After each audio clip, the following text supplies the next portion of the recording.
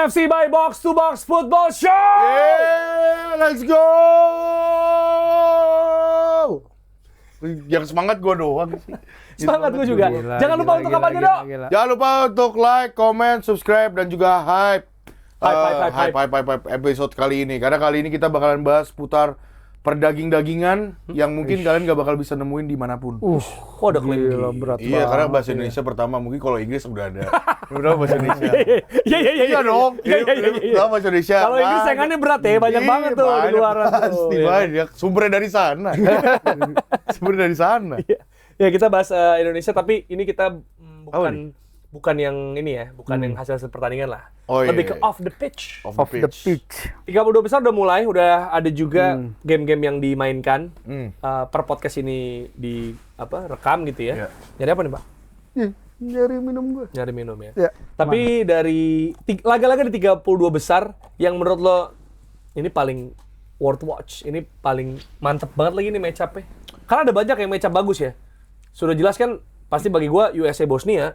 Ya Allah, ya Allah. Mesir, Australia tuh, Mesir, Australia. Big match gitu kan, yang fans Itali masih ngerasa harusnya kami tuh yang lolos ke situ gitu. Masih ada tuh konten-konten begitu tuh gue lihat. Iya kan. Ada juga fans kita yang seharusnya nih Indonesia. Oh iya, banyak. Iya, walaupun kan gue suka bilang juga, kayak di sini gue bilang juga bahwa kita kan pathway-nya Irak. Iya. Jadi kita nyaris kebobol sama Mbappe, sama habis itu sama Ismail Assar, sama Haaland gitu. Sama Haaland ya. Jadi ya mungkin Rizky Ridho bertukar baju sama Desiree Doué kali ya, atau Dembele gitu kan. Cuma itu yang terjadi, Irak juga hancur ya, wakil Asia ada banyak yang hancur ya. Bisa dibilang nggak lolos lah. Jadi 7 tersingkir. Jadi dari 3 Piala Dunia, pokoknya tahun 2022 ada 3 wakil lolos. Kan yang nggak lolos nih Korea Selatan kan, seharusnya padahal konteksnya sama aja, Australia, Korea Selatan, Jepang 2022 lolos. 2018 cuma 1 wakil Asia yang lolos ke knockout, Jepang. 2014 nggak ada wakil Asia yang lolos ke babak knockout. Waktu itu Korea sama Hong Myung-bo juga. Itu gagal juga tuh. Jadi udah 2 kali Hong Myung-bo gagal lolosin Korea ke babak knockout ya. Karena sekarang kan ada babak 32 besar. Di Piala Dunia ini sebenarnya ada harapan ketika mereka menang di laga pembuka. Oh iya, di ronde pertama katanya Asia, wow. Terus ternyata kan nggak ada yang kalah, unbeaten ya Asia. Berlalu. Ya gitulah, that's football. Karena awalnya bisa nih kita power of Asia, habis itu jebol langsung. Juaranya Portugal gitu kan, awalnya kan gitu. Enggak dong, pertandingan pertama kan ditahan Kongo mereka. Enggak, sebelum mulai. Emang mau nyenggol mulu. Bilang aja kalau benci Ronaldo bilang. Enggak benci gue. Ngalahin Uzbekistan 5-1. Cuma dari Asia berarti sisa Jepang dan Australia. Australia Oceania. Jadi ya Australia. Iya kan? Cuma jadi Jepang ya yang mewakili dan akan lawan Brazil, dan pas ini tayang kayaknya udah ada hasilnya tuh Brazil Jepang ya. Tapi kita nggak bisa bahas soal itu. Tapi dari match up deh, mana yang paling lu penasaran banget pertandingannya nonton ya? Itulah Brazil Jepang udah pasti, sama Portugal Kroasia enggak lo? Maroko Belanda. Portugal Kroasia enggak lah. Maksudnya kalau dibilang match up paling seru yang lu layak banget untuk lu tonton, iya sih. Ya 2 itu. Kalau Portugal kan karena gua emang ngedukung Portugalnya. Tapi kan kalau secara netral orang juga kayak nonton paling pengen nonton Ronaldonya doang kan.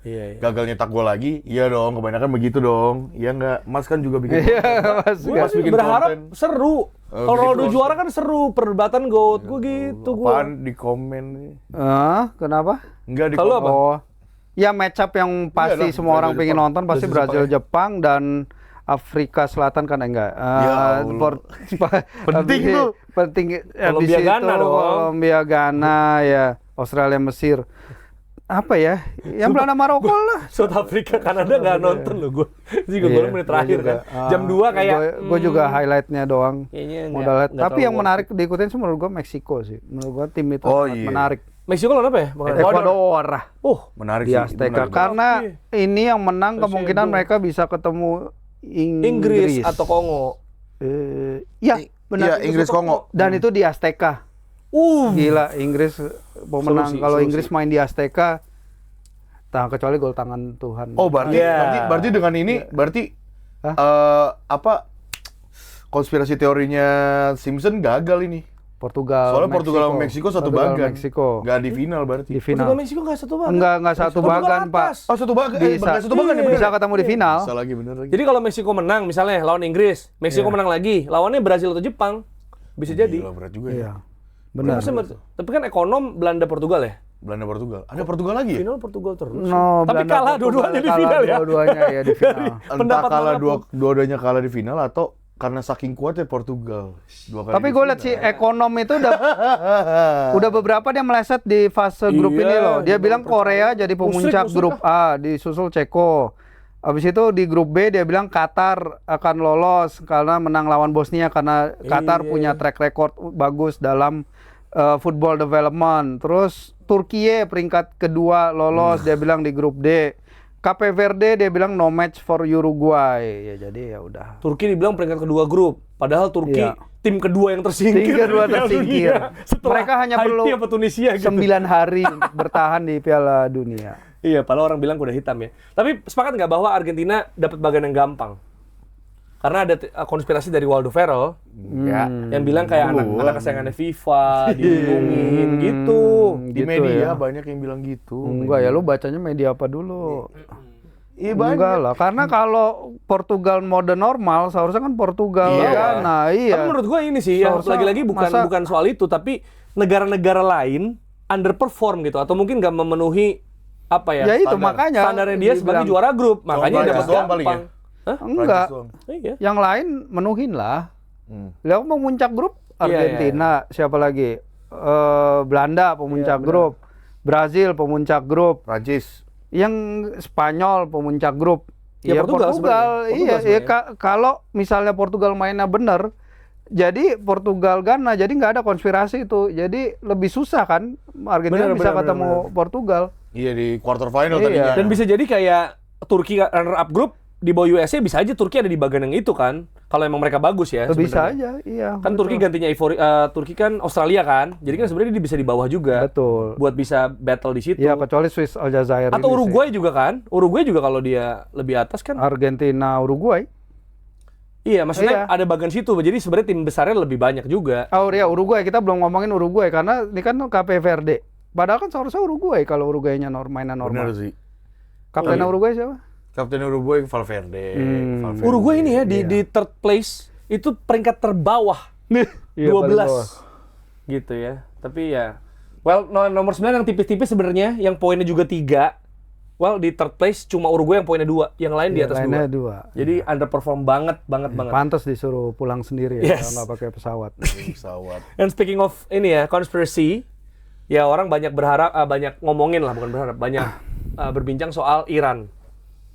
Iran juga bikin surat tanpa tulisan gitu kan. Iya, Iya, thank you gitu perpisahan. ya. Thank you, mungkin sarkastik atau apa. Dan mereka tuh sebenarnya poinnya tuh sama kayak Senegal, ya, dan kayak South Korea dan Scotland. Tapi ini ngomongin soal selisih gol karena Senegal sempat membantai dan Iran selisih golnya 0, South Korea -1, Scotland -3, Senegal +2. Jadi mereka tuh lolos Tipis-tipis aja. untuk 2 menit ya, untuk 2 menit Iya, betul, injury time betul. ya.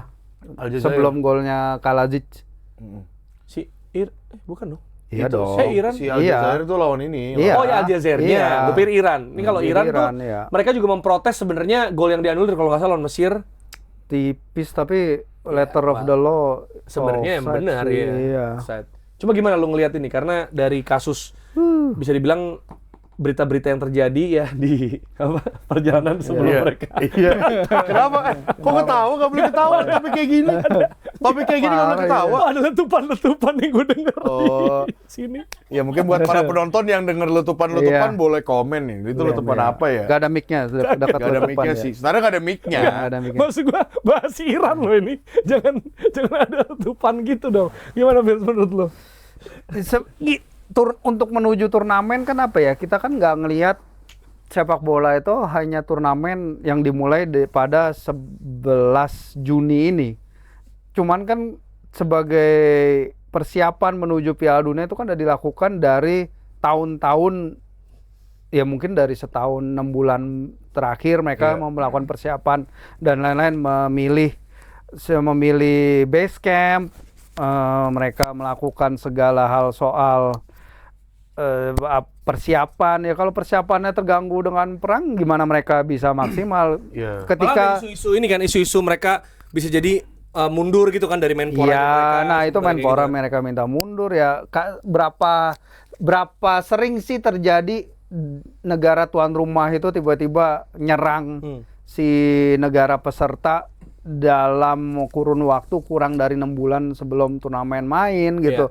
Bahkan ya tadi udah dibilang kok dalam Menpora bilang mundur tapi tim mereka tetap ingin main.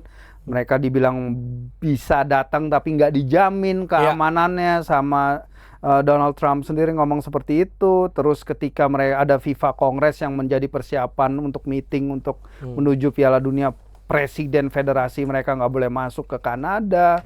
Ini kan hal-hal kayak gini mengganggu persiapan. Belum lagi mereka base camp mereka dipindah dari Amerika ke Meksiko ke Tijuana apa Monterrey ya? Iya.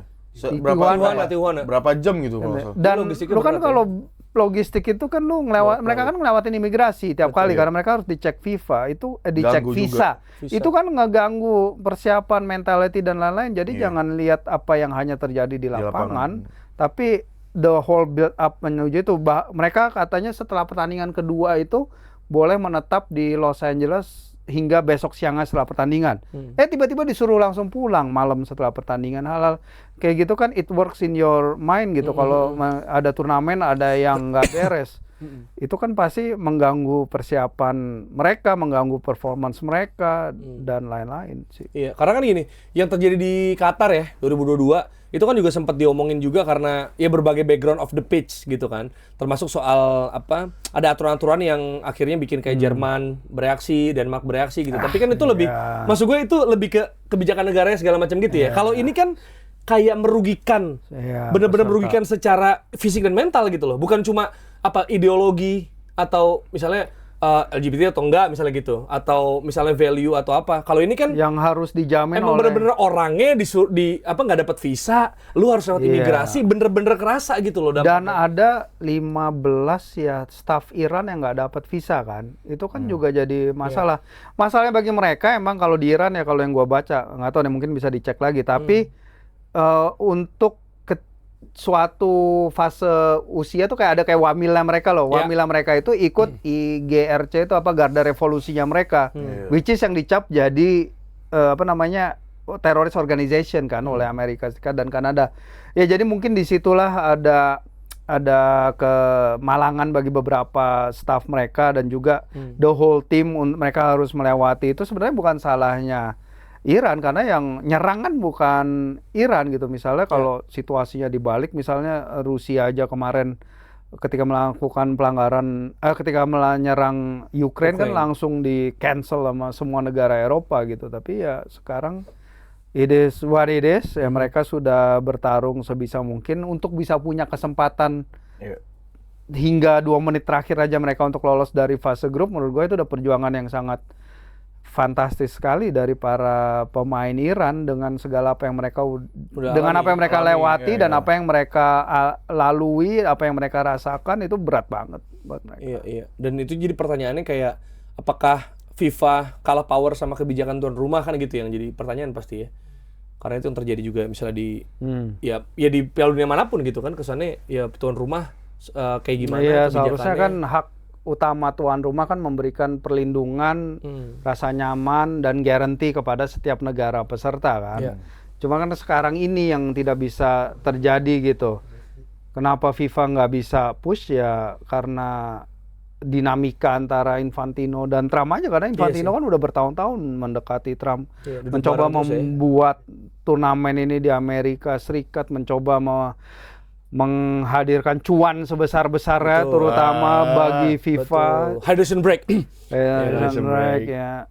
Terus ya that's it, susah jadinya. Nah itu juga berlanjut ke omongan juga yang kedua bahwa Gianni Infantino sebagai presiden FIFA ini tidak bersih dari politik. Well, sebenarnya kalau bersih dari politik pasti rada susah karena kita tahu nggak mungkin memisahkan misalnya politik dan bola walaupun harapannya dan ujarannya seperti itu. Tapi yang terjadi kan ya kenyataan ya realitasnya tidak terpisahkan lah. Betul. Gitu ya. Jadi ada banyak isu nih menjanjikan bantuan ke Iran, membela hydration break, dekat dengan Trump yang tadi udah bilang, dan terlibat dalam wacana Israel Palestina di festival Under 15. Konyol. Dan bahkan Trump dikonfirmasi katanya bakal ada di final Piala Dunia dan menyerahkan trofi bersama Infantino. Oh iya, ya kayak kemarin di Club World Cup aja yang kita lihat. Kenapa, Dok? Lo di Club World Cup gimana? Ngelihat Club World Cup emang siapa? Madrid kan bukan Madrid. Iya, emang lu nonton bola Madrid lu kan doang. lihat, kan? Iya, lu kan Iya, pengamat top iya, sekarang. siapa? Awarding sih? seremoninya. Iya. Nggak lucu aja gitu Trump yang nggak tahu bola tiba-tiba kasih gitu. Cuman ya wajar lah, kadang kan dia presiden di situ kan. Kan ada di The Simpsons juga kan. Iya. 2022 Emir Qatar turun nggak ya ngasih trofi? Dex turun ya? Turun juga. Turun ya. Yang ngasih si Jubah itu kan itu kan dihajar sangat banget sama simbolis, media ya. barat. Betul, Sekarang betul. sama media barat kan itu tradisi culture mereka kan. Sementara Tapi mungkin kelihatannya kayak dari awal banget kali ya. Maksudnya Trump ini sama Infantino bahkan pas drawing kan juga USA gitu. ya orang Jadi si Infantino pakai sangat- topi merah yang kayak topinya MAGA itu Iya, kan. Trump. Iya. Bahkan mungkin diserang Cringe udah dari sih. sebelum turnamen gitu. Ya kan? Iya. Kalau Qatar kan makin kesini nih isu-isunya terus akhirnya final ujungnya. Kalau ini sekarang mungkin omongannya dari sebelum turnamen bahkan.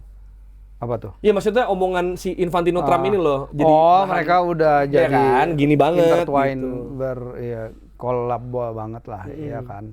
Mungkin itu yang bikin isu jadi segitu besar ya. Termasuk tadi sih yang lu bilang konyol, Israel lawan Palestina under 15. Nggak ngerti aja, iya kan. Kan Kayak Presiden idealis, naif Federasi atau berbahaya. Palestinanya sampai dipaksa tuh yang di atas panggung tuh yang waktu di Kongres Vancouver ya. Iya. Iya, dia nggak mau salaman kan. Ya ngapain salaman? Federasi Palestinanya jelas kok, ngapain saya salaman sama dia.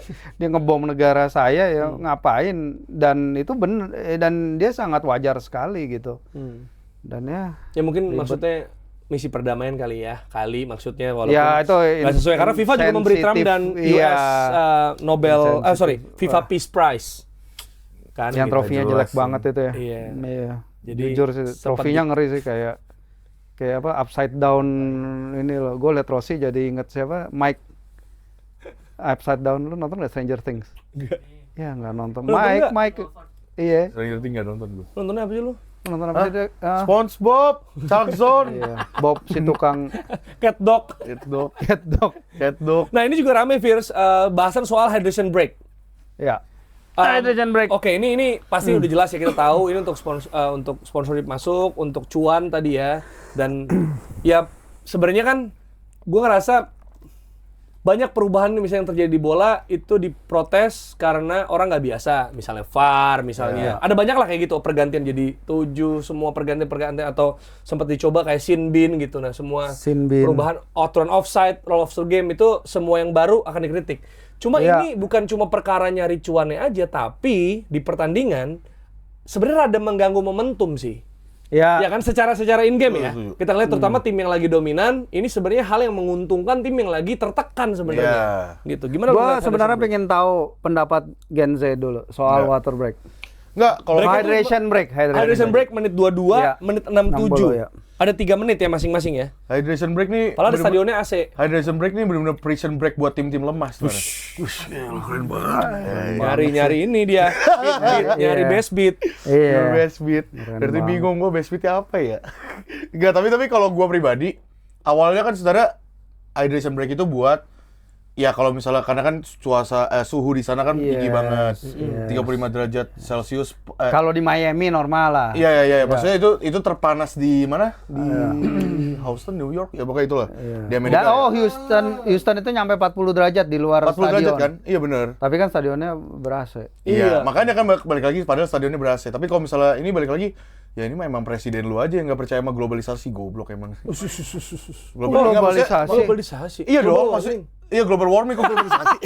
Globalisasi. Global Beda banget gila. Globalisasi. Global. Ya, bukan maksud gua global warming. Enggak, itu beda dong. Bukan Globalisasi. Globalisasi. Global Global warming. warming. Nggak, maksud gua nggak semua global sama. Global FM, global TV. Iya. Karena kan kita negara Asia paling sering nerima globalisasi daripada global warming. Maksudnya apa sih? Nggak ada. Enggak, tapi Lu maksud- definisi globalisasi apa sih? globalisasi efek ini kayak semacam kultur shock gitu, bener nggak? Setuju nggak? Semacam kultur shock bener dong? Globalisasi. Iya dong, kayak Iya. semacam culture shock bener nggak? Ya udah, nggak gini. Udah Google aja. Semacam culture shock. Kalau semacam. karena kan lu nggak siap dengan ini. Enggak, gue juga shock denger kalimat lu. Globalisasi culture shock. Kan gue bilang semacam, bukan culture proses shock. integrasi dan interaksi internasional yang menghubungkan masyarakat, budaya, perusahaan serta negara di seluruh dunia. maksudnya Nggak ada yang culture shock. Bisa dibilang culture shock dong, karena kan lu nerima apa yang dari barat lu terima. Itu bukan gitu artinya. Iya, beda gitu. arti. Globalisasi lu Contoh globalisasi apa? Lu mau global. Hah? Contoh globalisasi itu Google, terus juga pembayaran. Iya. Tiba-tiba culture datang shocknya sendiri, apa? gitu. Nggak, culture shocknya apa? Berarti kan maksudnya Oh, sekarang pembayaran udah bisa lewat ini online. yang nggak shock malah happy shock dong. dong. Iya. Maksudnya Awal-awal shock. sesuatu yang mengglobal Lalu gitu nggak kan. tahu. Coverage ya, kita ngomongin coverage. Lu nggak tahu warga-warga di kampung sana mungkin, sekarang bayar harus pakai online mas, gitu kan nggak tahu. Mereka shock. Akhirnya mereka belajar gitu. Gitu gue dari perspektif Astaga, orang ini aja. Satu deh salah. Bentar ya, Bener. bentar. Ada 2 dosen di sini. Ya gue trainer sih masih ya. Gue pernah Untuk jadi dosen. gue pernah ngisi juga sih. Oh, Satu. iya. Ini. Ngisi, Satu ya. Waldo salah. Ah. Dua Waldo batu. Batu ya, Dikasih ya, tahu. ya, betul. Ya udah, nggak betul. apa-apa Tapi lah ya. nggak, Nggak tapi apa-apa, maksud iya, gue iya. warming up itu juga maksudnya kan Iya, iya. warming up lagi kan. Global warming. Global warming. Iya. Global warming. Iya. Karena waktu itu kan ada video yang dimana si Donald Trump Aduh kan panas banget nih Iya. soalnya gue habis warming up. press conference Iya. bilang katanya apa sih kalau nggak salah katanya kutub lagi mencair, mana nih gue masih ngerasa dingin aja gitu. Iya. Nah padahal kan itu juga salah dari elunya juga, nggak awareness-nya gitu loh maksud gue. Nah tapi Ya udah bola aja bahasnya kalau kali buat ya. gue Lu kayak bisa pribadi, gue setuju itu ngancurin ritme permainan karena kayak banyak banget yang speak up si Mbappe kan juga ngomong kan kalau Iya. misalnya ya mau gimana sekarang pada akhirnya kalau misalnya kita lagi nguasain pertandingan tiba-tiba ada hydration break langsung jadi berhenti seketika gitu, itu menghancurkan flow permainan kita gitu. Iya, Thomas Tuchel bilang break mengubah identitas pertandingan. Marcelo Bielsa bilang konsep ini jadi terbagi 4 bagian nih ya. Jadi nggak nambah apa-apa dan mengurangi banyak hal. Dari tadinya bola cuma 2, misalnya first half and second half. Iya. Sekarang kita bisa bilang bahkan di babak pertama ada 2 nih ya. Menit 0 sampai 22 dan berarti Jadi menit 25. quarter, Iya, jadi quarter. Sangat Amerika ya sebenarnya. Iya. Tapi Kalau quarternya nggak seimbang nggak sih sebenarnya? Ya, well, karena di Iya, panjang 3 menit, karena ada injury time kan. timingnya kan 45 menit. Siapa tahu in the future jadi 50 menit terus Gila, ada. anjir. Loh, tapi kan pada prakteknya emang udah 50 menit minimal pertandingan. Bahkan bisa Itu kan 55. cuman, iya. Jadi gini, seiring berjalannya turnamen, tadinya emang gue juga lihatnya ide konyolnya hydration break ya. Cuman lihat beberapa pendapat pemain tadi kan si Mbappe bilang kalau lagi nyerang momentum kita hilang. Tapi dia juga bilang, tapi kalau gue jadi tim yang bertahan Iya, dan dia ada hydration break, itu ngebantu buat reset lagi. Kalau mereka melakukan itu, kan artinya mereka mencoba meningkatkan kualitas permainan ya.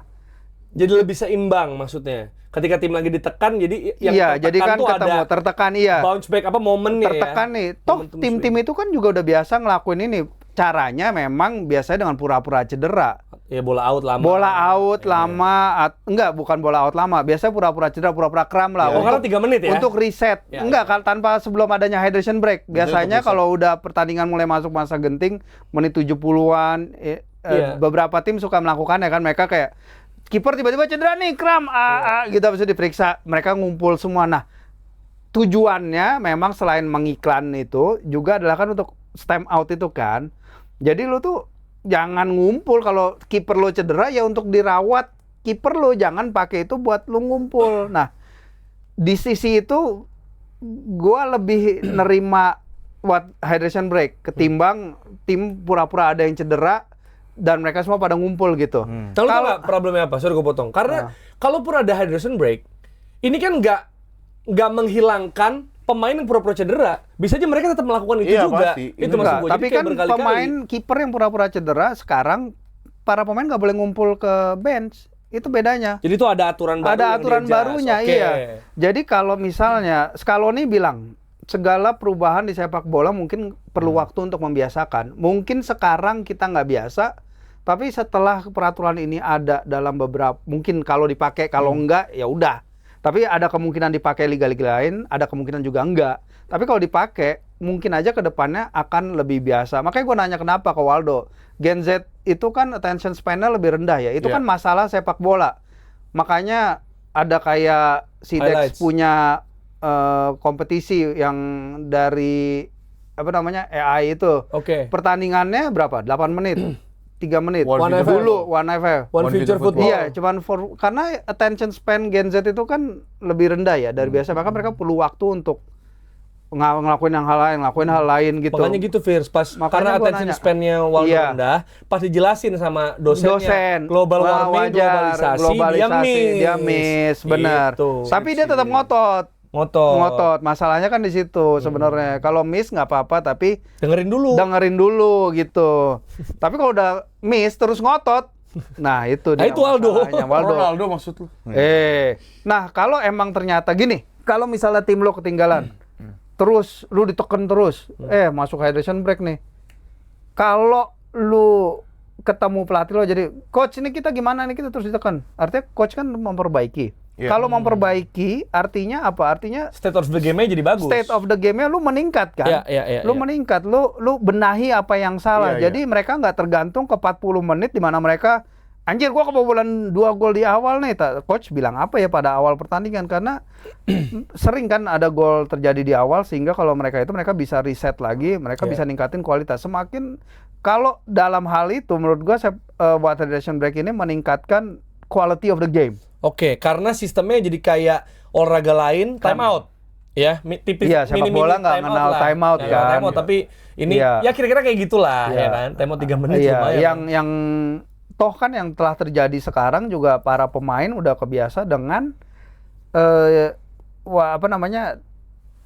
time out yang lama, dengan dalam artian kayak mereka itu ya udah kebiasa dingin terus habis itu panas lagi.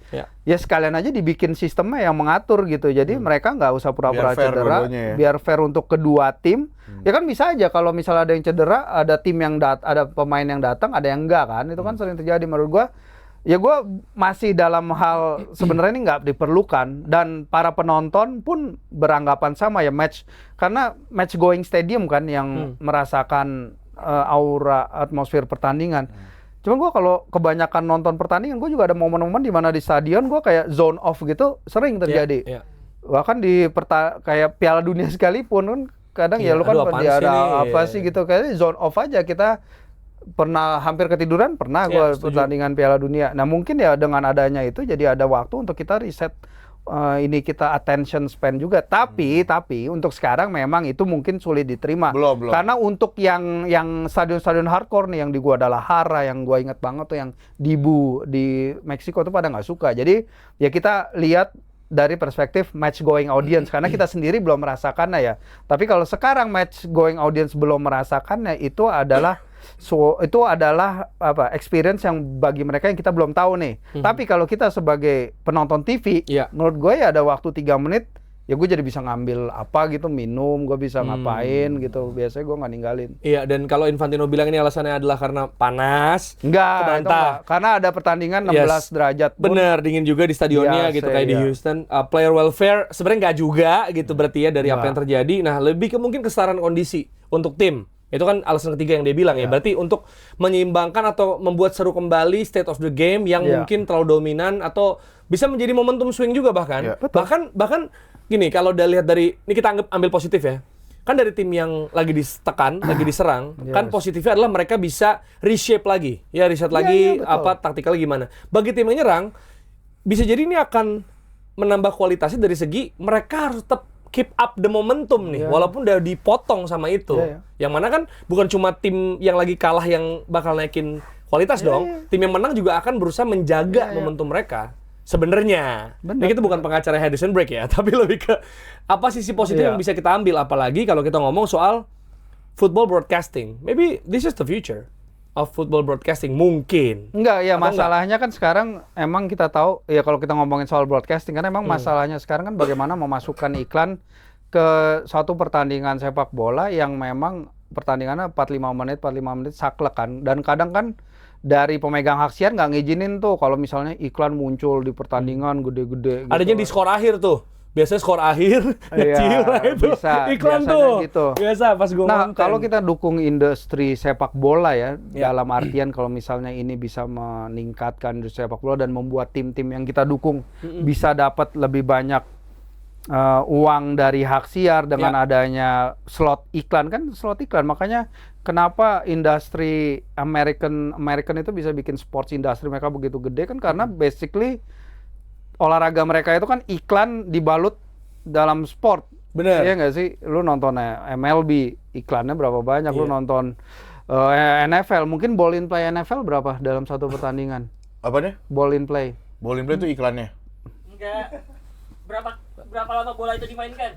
Oh, NFL. Sekarang gua ngerti. Ball in play. Gak nentu. Ball in play dong. 30 detik. Paling satu play berapa? 30 detik. Iya, bukan, maksudnya kan 45 tergantung, biasanya kan ada time out-nya, ada ininya juga. Iya, itu kan bukan ball in play, kakakku. Oh iya. Iya. Kecuali Iya. mungkin Advertise. atau kan ball in play secara arti definitif aja kita Ball ngomongin. possession.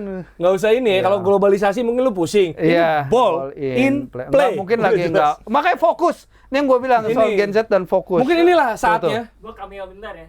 Cameo. Udah Pertama nggak kali gue muncul ya. Karena lu resah. Coba. Lu resah. Sampai situ. Sampai turun gunung. Ini bentar aja ya, bentar aja. Gue kan sebenarnya nggak nonton Piala Dunia ya, karena pilihan pribadi. Tapi tadi yang menarik itu adalah perlu ditekankan juga olahraga Amerika itu sifatnya stop and play. Ya, stop and play. Stop and play. Jadi Yaitu. stop and play tau nggak? Maksudnya apa? Stop and play, sempat ada berhenti, ada jedanya dulu baru main gitu, kayak ada time out-nya, ada ininya kan. Enggak, tapi timnya ganti-gantian playnya. Iya, ganti tim. Ganti-gantian. Offensive team, defensive team. Oh, kalau shiftnya gagal. kalau itu iya. Gitu ya Jatuhin kan. ball, stop dulu. Hoki enggak tapi. Ya hoki enggak, benar. Benar. Makanya Tapi olahraga paling populer di American football itu kan stop and play. Football, iya. Bahkan ketika Baseball juga. Iya, betul. Bahkan ketika offense jatuh berapa yard berhenti, jatuh berapa yard berhenti gitu. Makanya kemudian ada algoritmenya tuh ada. Iya. Cuman beda dengan algoritma sepak bola ya. gitu. Makanya kemudian tadi yang dibilang Mbappe itu sebenarnya masuk akal tuh. Bahwa kalau gue lagi offense ritmenya Maunya kepenting terus. ya gitu itu beda gitu. Cuman nature-nya menurut gue tiap-tiap olahraga punya nature-nya. Nah, nature-nya American football itu ya stop and play. Terus kemudian baseball juga. Jadi ketika nyerang meskipun ada ritmenya beda gitu sama sepak bola gitu. Jadi kalau misalkan itu hydration break di American football mungkin orang bakal lebih terima karena nature-nya udah terbiasa ada berhenti-berhentinya gitu gitu. Jadi sementara kalau buat di sepak bola yang nature-nya selalu ada flowing kan. Flowing, bahkan defense aja ada flowingnya tuh. Kita kenal ada apa yang namanya rest defense gitu kan. Biar ketika lagi nyerang bertahannya tetap terjaga juga secara taktik gitu. Nah, itu menurut gue yang mungkin di sepak bola itu agak sulit nerima buat diterima dulu perubahan kayak begini begitu. Mau coba di Amerikanisasi. Dah ya. Atau mau coba apa lu bilang? Di Amerikanisasikan gitu di. Loh iya dengan Maksudnya adanya- iya nggak sih? Karena kan maksudnya kalau Infantino. dan itu mungkin bisa masuk juga buat konsep turnamen, terutama untuk knockout ya. Kenapa? Karena kita tahu di sistem turnamen ini knockout ya, nggak ada hasil imbang. Nggak ada hasil imbang, itu adalah sangat Amerika gitu kan. Mereka tuh overtime terus, di liga pun overtime terus sampai ada yang menang gitu. Nah, ini kan berlaku juga di Itu knockout kenapa stages ya? Gua nggak pernah tahu tuh. di Amerika. Iya, kenapa mereka nggak pernah mau? Nah, Waldo hasil tahu, dengar-dengar Waldo tahu. Waldo tahu, kenapa? Kenapa sih kayak Amerika tuh Olahraga selalu Amerika. nggak suka hasil imbang, selalu pengen ada overtime lah, pokoknya harus ada pemenang di semua American sports. Itu diambil dari sejarah mereka kan. Sejarah Kenapa perang tuh? mereka. Sejarah perang kenapa kalah sama Vietnam? Harus ada hasilnya, mau gimana pun juga. Jadi The winners take it all gitu. zero sum game. Lo tahu zero sum game? Apa tuh zero-sum? Nggak, udah jangan susah. Susah. Maksudnya Waldo tidak merepresentasikan Gen Z, semua Gen Z gitu loh. Ada Tapi gue yakin gak semua Gen Z tahu juga. ya itu semua komentar deh tanpa Ya coba Google komen. semua istilah-istilah. Iya. Siapa tahu ada yang bikin Sebenarnya glosarium juga. Tadi apa yang dari tadi. apa yang ball in play aja rada iya apalagi Secara zero arti sum game. Iya, iya. apa katanya Iya, udah iya, jelas. kata udah jadi. Tadi gue lagi ini aja. Lagi zone out. Lagi zone out. Nah, ini makanya Zone out Gen apa Z zone out? ini. Zona tuh kayak lagi, ya udah kayak lagi lu nggak apa ya, kayak momennya tuh lu lagi otak lu lagi kosong aja gitu. Zone out bener ada Benar. Well, Dia pernah soalnya waktu itu siaran. Waktu itu pernah soalnya yang dia nanya. Oh, dia mah sering. Ingat nggak yang Jerry zone out? Ada tuh videonya tuh waktu dipotong, inget nggak? Ada kan yang Jerry Ada. zone out nanya, bukan yang udah gue jelasin panjang-panjang terus lu nanya hal yang Itu kan sama. udah lama banget. Newcastle ya, Udah lama banget. Iya udah lama. Jadi meme, iya. Udah lama tapi tetap terjadi, Jar. Emang sering dia ngetawain gua padahal dia gua tadi berusaha jadi kayak ya udah enggak apa-apa. Lu bukan zone out tuh wajar banget, dia juga di sana zone out. Masalahnya lu nggak tahu ball in play. Itu definitif. Itu ya kira-kira dari episode kali ini, dan belum ada update buat Kanjuruhan pekan ini, tapi kita akan terus menyuarakan update-nya, dan kita akan lihat lagi-lagi, kita akan lihat nanti Waldo gimana hasilnya di Ntar gue pakai nih bahasa ball in play, zone out gue pakai sehari-hari. Zero sum game. Nggak gini, lu datang dengan episode Kamis, lu datang dengan istilah-istilah yang lu pakai. Terminologi itu penting tuh. Ini gila penampilannya meningkat secara eksponensial. Nah, keluar kayak gitu dong. Coba gue mau lihat. Yang kayak gitu-gitu dong. Pakai istilah-istilah bahasa Inggris atau istilah, ya kan? Biar tahu. Konservatif apa nggak tahu. Konservatif liberal. Liberal apa? Sorry, tapi tadi eksponensial apa ya maksudnya? Apa? Yang tadi gue bilang eksponensial maksudnya apa? Eksponensial. Itu Meningkat secara eksponensial gitu. Apa? Ya kan gue bilang misalnya penampilan mereka performanya meningkat secara eksponensial. Artinya apa? Eksponensial makin jauh, makin tinggi, makin bagus. Terima kasih, kita ketemu lagi di episode selanjutnya dari Pildun AMC. Tulis di kolom komentar Glosarium Waldo.